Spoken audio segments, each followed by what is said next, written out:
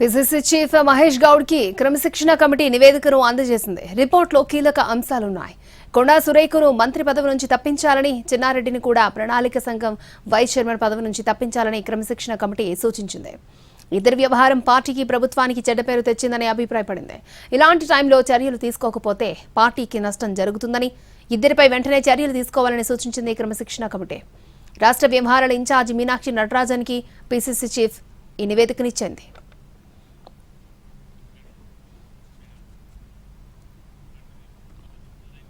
కాంగ్రెస్ పార్టీలో క్రమశిక్షణకు ప్రాధాన్యతనివ్వాలి, అప్పుడే నాయకులకు, పార్టీకి గౌరవం ఉంటుందన్నారు మల్లు రవి. ఏదైతే రిపోర్టు కాంగ్రెస్ పార్టీ క్రమశిక్షణ అత్యంత ప్రాధాన్యత కలిగినటువంటిది, క్రమశిక్షణతో ఉంటేనే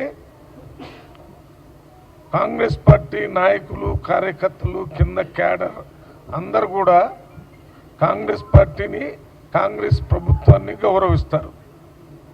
ఆ గౌరవించడం ద్వారానే రేపు వచ్చేటటువంటి ఎన్నికల్లో కాంగ్రెస్ పార్టీకి ఓటేసే పరిస్థితులు ఉంటాయి.